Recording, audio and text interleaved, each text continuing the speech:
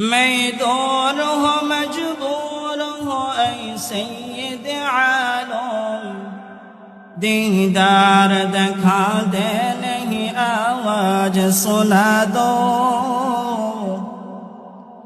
दीदार दिखा दे नहीं आवाज सुना दो।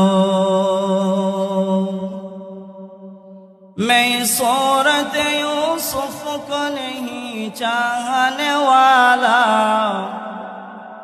मैं सूरत यूसुफ को नहीं चाहने वाला, मैं कैस का मंद नहीं आशिक लैला,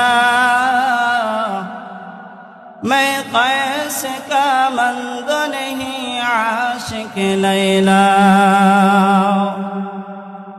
मैं आशिक मौला हूँ मेरा इश्क दीवाना,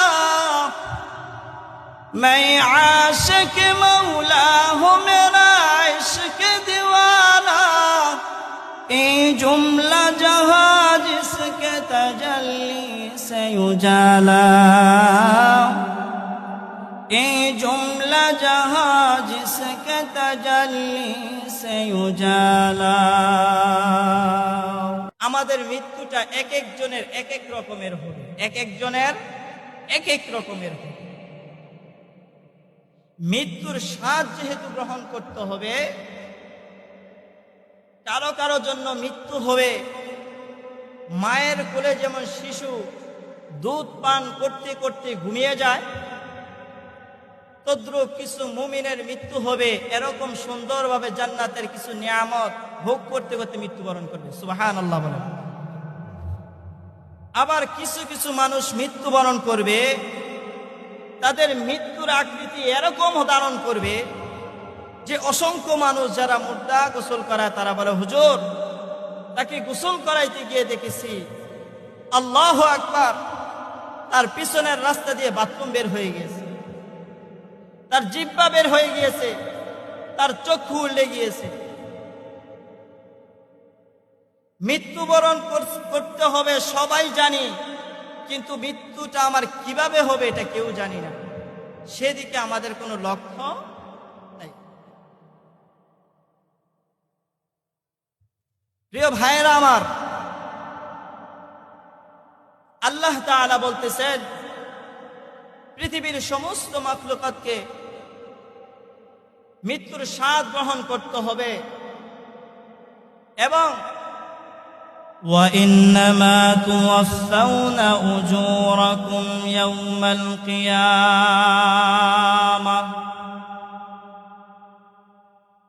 আল্লাহ তাআলা বলতেছেন আবার কিয়ামতের ময়দানে তোমাদের প্রত্যেকের হিসাব পরিপূর্ণভাবে তোমাদের কাজকর্মগুলো তোমাদেরকে বুঝিয়ে দাও। فَمَنْ زُحْزِحَ عَنِ النَّارِ وَأُدْخِلَ الْجَنَّةَ فَقَدْ فَازَ। হে মানুষ, তোমাদের যেমন প্রত্যেকটা কর্মের ফল তোমাদেরকে দেওয়া হবে, কিন্তু সুফল পরিপূর্ণ কামিয়াব কারা হবে? পরিপূর্ণ কামিয়াব তারা হবে যাদেরকে আল্লাহ তাআলা জাহান্নাম থেকে মুক্তি এবং জান্নাতে প্রবেশ করার সুযোগ করে দিবেন। সবাই বলি সুবহানাল্লাহ। সেই হবে কি সফল কাম, মানে সফল কামিয়াব। আর এই দুনিয়াতে যারা বসবাস করতেছি তাদের উদ্দেশ্য আল্লাহ তাআলা এর পরবর্তীতে বলতেছেন যে দুনিয়ার যা কিছু দেখতেছো সমস্ত কিছু হচ্ছে ধোঁকা, ধোঁকা, ধোঁকা। দুনিয়ার নারী বলো, গাড়ি বলো, ব্যবসা বলো, বাণিজ্য বলো, সৌন্দর্য বলো, স্বাস্থ্য বলো, সমস্ত কিছু ধোঁকা। এই ধোঁকায় পড়ে তোমরা আখিরাত নষ্ট করো না, জান্নাত নষ্ট করো না, আল্লাহ তাআলাকে নারাজ করিও না। প্রিয় ভাইরা আমার, অল্প সময়ের ভিতরে আপনাদেরকে গুছিয়ে কথা বলার চেষ্টা করতেছি। কোন কথার পর কোন কথা বলবো নিজেই বুঝে উঠতে পারি না। কারণ আপনাদেরকে অনেক বলতে মনে চায়, হাতে ধরতে মনে চায়, পায়ে ধরতে মনে চায়, পিঠে হাত বুলিয়ে বলতে মনে চায়, মেরে ভাই আসেন দিনের পথে আসেন, আসেন কোরআন ও হাদিসের পথে আসেন, আসেন দিন ইসলামের পথে আসেন।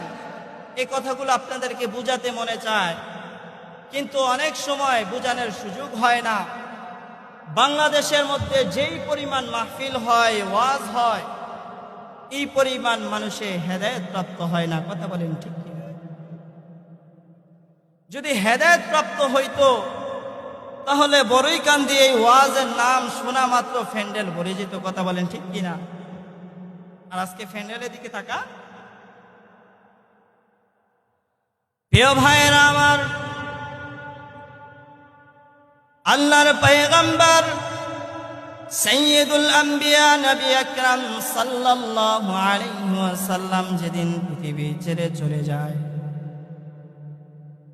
হযরতে মুহাম্মদুর রাসূলুল্লাহ সাল্লাল্লাহু আলাইহি ওয়াসাল্লাম পৃথিবীর মায়া ত্যাগ করে যখন ওই কবরের পথে রওনা করবেন, আম্মা জান আয়েশা সিদ্দিকা রাদিয়াল্লাহু তাআলা আনহা ডাক দিয়া বলেন, পৃথিবীর মানুষেরা রে, আল্লাহর পয়গম্বর কিছুদিন যাবত অসুস্থ। নবী আলাইহিস সালাতু ওয়াস সালাম কিছুদিন যাবত অসুস্থ, প্রচন্ড মাথা ব্যথা, কোন রকম কোনো কথা বার্তা বলতে পারে না, গাল লড়াইতে পারে না। এমনকি যখন নামাজ পড়ার সুযোগ হয়, আমি আয়েশা যখন মিসওয়াক চিবাইয়া দেই, তখন আল্লাহর রাসূল মিসওয়াক করতে হয়। আল্লাহ তাআলার সৃষ্টির সবচেয়ে সম্মানিত ব্যক্তি, আল্লাহ তাআলার পরে যিনি সবচেয়ে সম্মানিত ব্যক্তি, তিনার নাম হলো মুহাম্মদুর রাসূলুল্লাহ। কথা বলেন ঠিক কিনা? সেই নবী আলাইহিস সালাতু ওয়াস সালাম যখন পৃথিবীর মায়া ছেড়ে চলে যাবে, আম্মা জান আয়েশা রাদিয়াল্লাহু তাআলা আনহা ডাক দিয়া বলেন, পৃথিবীর মানুষেরা রে, আমি তাকাইয়া দেখি আল্লাহর পয়গম্বর আলাইহিস সালাতু ওয়াস সালামের শরীরের প্রত্যেকটা পশমের গোড়া দিয়ে ঘাম বের হইতে আছে। আমি আশ্চর্য হয়ে গেছি। আল্লাহর পয়গম্বর আলাইহিস সালাতু ওয়াস সালামের সারা শরীরের পশমের গোড়া দিয়ে কেন ঘাম বের হইতে আছে আমি বুঝতে পারতেছি না। তখন আমার মধ্যে চিন্তা চলে আসলো, নাকি আল্লাহর পয়গম্বর আলাইহিস সালাতু ওয়াস সালামের দুনিয়া থেকে চলে যাওয়ার সময় হয়ে গেছে। এই কথা চিন্তা করতেছে, আর আল্লাহর পয়গম্বর আলাইহিস সালাতু ওয়াস সালামের মুখের মধ্যে পানি দিতে শুরু করলেন।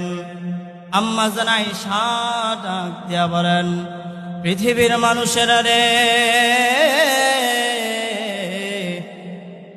আমি আল্লাহর পয়গম্বর আলাইহিস সালাতু ওয়াস সালামের মুখের মধ্যে পানি এই জন্য দিতেছি, কারণ আমি নবী আলাইহিস সালাতু ওয়াস সালামের মুখে শুনেছি আল্লাহর পয়গম্বর আলাইহিস সালাতু ওয়াস সালাম বলেন, পৃথিবী থেকে যখন কোনো মানুষ চলে যাবে, আর যখন মৃত্যুর সময় হয়ে যাবে, মৃত্যুর শয্যায় যখন সে পড়ে যাবে, তাম পৃথিবীর সমস্ত পানি যদি তার মুখের মধ্যে ঢেলা দেওয়া হয়, তারপরেও তার পানির পিপাসা মিটবে না। সুবহানাল্লাহ। নবী আলাইহিস সালাতু ওয়াস সালামের মৃত্যুর সময় আম্মা জান আয়েশা সিদ্দিকা রাদিয়াল্লাহু তাআলা আনহা আশ্চর্য হয়ে গেলেন। আল্লাহর পয়গম্বর আলাইহিস সালাতু ওয়াস সালামের সারা শরীরের পশমের গোড়া দিয়ে ঘাম বের হইতে আছে। এই আশ্চর্যের কথা শুনে ফাতেমা রাদিয়াল্লাহু তাআলা আনহা চলে আসছেন। আয়েশা আব্বাজানের পাশে দাঁড়ালেন, দাঁড়িয়ে কান্না শুরু করলেন আর বলতে লাগলেন, আব্বাজান আপনার কি হয়েছে? আপনি এমন কেন করতেছেন? আমাদের বুঝে আসতেছে না। যখন পিতা মেয়ের আলোচনা হচ্ছিল, এই মুহূর্তে ঘরের বাহির থেকে কে জানি ঘরের ভিতরে ঢোকার জন্য অনুমতি চায়, পারমিশন চায়, আর জোরে জোরে বলতেছে অনুমতি দিবেননি, পারমিশন দিবেননি, ঘরের ভিতরে ঢোকার জন্য অনুমতি চায়। আল্লাহর পয়গম্বর আলাইহিস সালাতু ওয়াস সালাম কথা বলতে পারে না, তারপরও ডাক দিয়ে বলতেছেন, কলিজার টুকরা মেয়ে, ও ফাতেমা, দেখো রে মা, কে যেন ঘরের বাহির থেকে বারবার ঘরে ঢোকার পারমিশন চায়, অনুমতি চায়। দেখো রে মা, তাকে ঘরের ভিতরে ঢোকার জন্য অনুমতি দিয়ে দাও। হযরতে ফাতেমা রাদিয়াল্লাহু তাআলা আনহা ঘরের দরজা মেলে যখন তাকায় দেখে এমন আকৃতির একজন মানুষ দেখা যায়, যার মাথা আসমানে আর যার পা হলো জমিনে। তিনি আশ্চর্য হয়ে গেলেন, এমন আকৃতির মানুষ আমার গোটা জিন্দেগিতে আমি কোনোদিন মক্কা নগরীতে দেখি নাই। তিনি কে? ঘরের ভিতরে ঢুকে চলে গেলেন এবং আব্বাজানকে ডাক দিয়ে বলতেছেন, ওগো আব্বাজান, এমন আকৃতির মানুষ ঘরের ভিতরে ঢোকার জন্য অনুমতি চায়, যার মাথা আকাশে, যার পা গুলো হলো জমিনে, বড় বড় দিঘির মতো হলো চক্ষু, আগুনের ঝিলকি বের হইতে আছে, তার সারা শরীরের পশম দিয়ে আগুনের ঝিলকি বের হইতে আছে। এমন আকৃতির মানুষ আমার গোটা জিন্দেগিতে আর অবশ্যই দেখি নাই। তিনি কে? বারবার চিৎকার দিয়ে বলতেছেন। আল্লাহর পয়গম্বর আলাইহিস সালাতু ওয়াস সালাম ডাক দিয়ে বলেন, ফাতেমা রে, সেটাও দুনিয়ার কোনো মানুষ নয় রে মা, এটাই হলো হাদা মালাকুল মউত। আরো জোরে বলুন সুবহানাল্লাহ।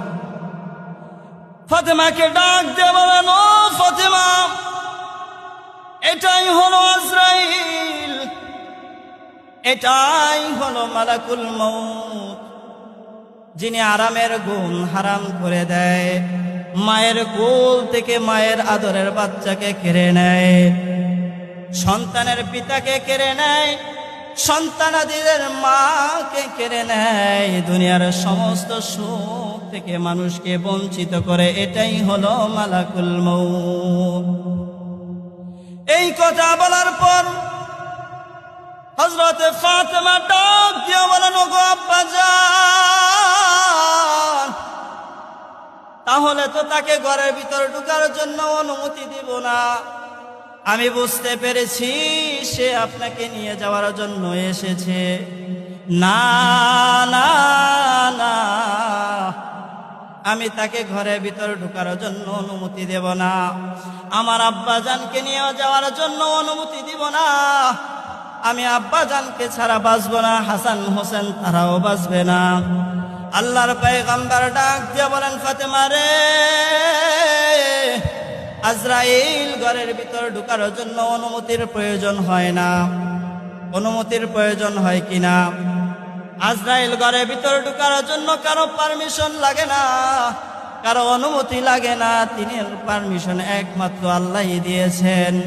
শুধু আমার সম্মানার্থে আমি নবীকে সম্মান করে সে ঘরের ভিতরে ঢোকার জন্য অনুমতি চায়। সুতরাং জানায়া দাও, পারমিশন দিয়ে দাও, ঘরের ভিতর ঢোকার জন্য অনুমতি দিয়ে দাও। মুহূর্তের মধ্যে আজরাইল আলাইহিস সালাতু ওয়াস সালাম ঘরের ভিতর ঢুকে আল্লাহর পয়গম্বরকে উদ্দেশ্য করে সালাম দিতে লাগলেন আর বলতে লাগলেন, আসসালাতু ওয়াসসালামু আলাইকা ইয়া রাসূলুল্লাহ, আসসালাতু ওয়াসসালামু আলাইকা ইয়া হাবিবাল্লাহ, ওগো নবীজি